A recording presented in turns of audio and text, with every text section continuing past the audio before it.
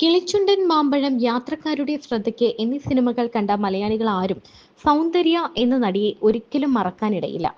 പേര് അന്വർത്ഥമാക്കും വിധമായിരുന്നു സൗന്ദര്യത്തിന്റെ അവസാന വാക്കുകളിൽ ഒന്നു തന്നെയായിരുന്നു സൗന്ദര്യ. ശ്രീവിദ്യയ്ക്ക് ശേഷം ഇത്രയും രൂപഭംഗിയുള്ള മറ്റൊരു നടി ഉണ്ടായിട്ടില്ല എന്ന് പറയുന്നവരുമുണ്ട്. എന്തുതന്നെയായാലും മാതൃഭാഷയായ കന്നഡയിലും പിന്നീട് തെലുങ്കിലും തമിഴിലും എന്ന പോലെ മലയാളത്തിലും അവർക്ക് ലക്ഷക്കണക്കിന് ആരാധകരുണ്ട്. എന്നാൽ അവരെയെല്ലാം ഒറ്റയടിക്ക് അമ്പരപ്പിച്ചുകൊണ്ട്, നിരാശപ്പെടുത്തിക്കൊണ്ട്, വേദനിപ്പിച്ചുകൊണ്ട് 2004 ഏപ്രിൽ 17-നാണ് ആ ദുരന്തം സംഭവിച്ചത്. സൗന്ദര്യയും അവരുടെ ഏക സഹോദരനും സഞ്ചരിച്ചിരുന്ന വിമാനം തകർന്ന് തൽക്ഷണം സൗന്ദര്യ ഓർമ്മയാകുകയായിരുന്നു. ഡോക്ടറാകാൻ ആഗ്രഹിച്ച ആളാണ് സൗന്ദര്യ. ആ സൗന്ദര്യ പിന്നീട് അഭിനയത്തിലേക്ക് എത്തുകയായിരുന്നു. 2004 അഭിനയ ജീവിതം താൽക്കാലികമായി അവസാനിപ്പിച്ച് അവർ ബാല്യകാല സുഹൃത്തായിരുന്ന സോഫ്റ്റ്വെയർ എഞ്ചിനീയർ രഘുവിനെ വിവാഹം കഴിച്ചു. ആ സമയത്ത് ലോക്സഭാ തിരഞ്ഞെടുപ്പ് പ്രചരണാർത്ഥം സഹോദരൻ അമർനാഥിനൊപ്പം ബംഗളൂരുവിൽ നിന്നും കരിംനഗറിലേക്ക് വിമാനയാത്ര പോയി. എന്നാൽ ആ വിമാനയാത്ര ഒരു വലിയ ദുരന്തമായിരുന്നു. തന്റെ കുഞ്ഞിനെ ഒരു നോക്ക് കാണാനുള്ള മോഹം ഉള്ളിൽ താലോലിച്ചിരുന്ന അമ്മയായിരുന്നു മരിക്കുമ്പോൾ സൗന്ദര്യ. 2 മാസം ഗർഭിണിയായിരുന്നു. കുഞ്ഞ് ആണോ പെണ്ണോ എന്നറിയാനുള്ള ആകാംക്ഷ സൗന്ദര്യ അലട്ടിയിരുന്നു. മരിക്കുന്നതിന് 2 ദിവസം മുൻപ് ഫോണിൽ വിളിച്ച സുഹൃത്തു കൂടിയായ ലേഡി ഡാൻസ് മാസ്റ്ററോട് ഒരു സർപ്രൈസ് ഉണ്ടെന്നും ഇനി നേരിൽ കാണുമ്പോൾ പറയാമെന്നും സൂചിപ്പിച്ചിരുന്നു. ആ രഹസ്യം കുട്ടിയുടെ ജെൻഡർ സംബന്ധിച്ചായിരുന്നു എന്ന സൂചനകളുമുണ്ട്. അതറിയാൻ സൗന്ദര്യയ്ക്ക് വലിയ ആകാംക്ഷ ഉണ്ടായിരുന്നതായും പറയപ്പെടുന്നു.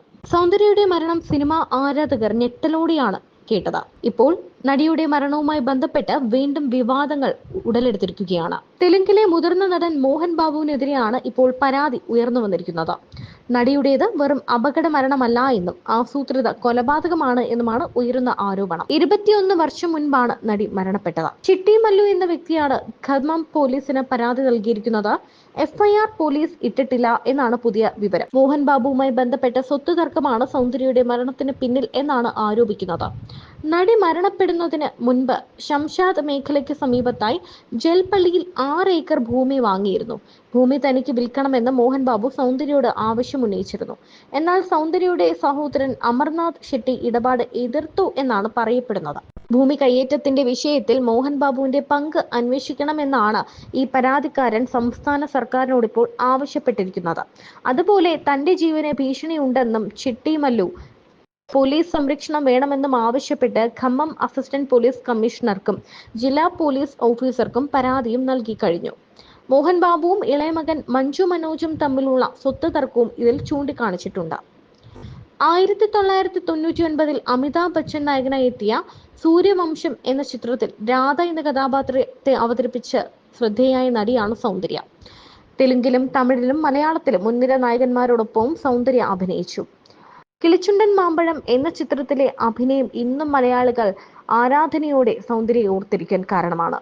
2004 ഏപ്രിൽ 17-ന് ഒരു രാഷ്ട്രീയ പരിപാടിയിൽ പങ്കെടുക്കാൻ കരീംനഗറിലേക്ക് യാത്ര ചെയ്യുന്നതിനിടെ സ്വകാര്യ ജെറ്റ് തകർന്നാണ് സൗന്ദര്യയും സഹോദരനും മരണപ്പെട്ടത്. അന്ന് 31 വയസ്സായിരുന്നു താരത്തിന്റെ പ്രായം.